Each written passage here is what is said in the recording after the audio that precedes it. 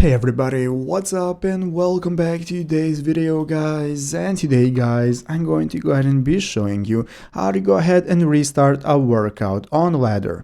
This is a very simple thing to do, so make sure that you watch this quick and easy video till the very end, follow my steps correctly so you can make sure that this works the same for you and you can do this yourself.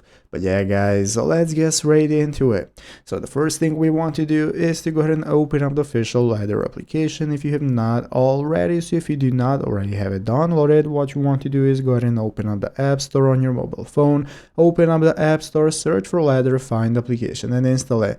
So after installing and opening it up, this is going to be the home page you're greeted by. From there, the first thing we need to do is go ahead and buy a subscription if you do not already have the free trial going on, because the ladder cannot be used for free.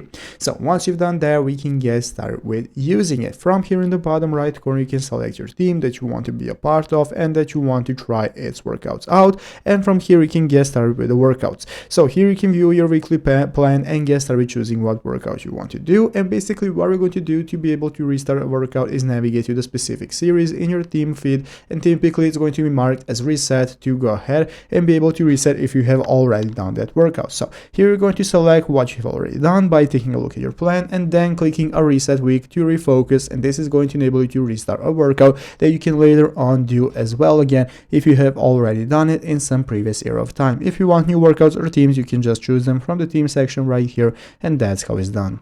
So I hope this video was helpful. If it was, make sure to leave a like and subscribe to the channel. Thanks for watching, take care and bye.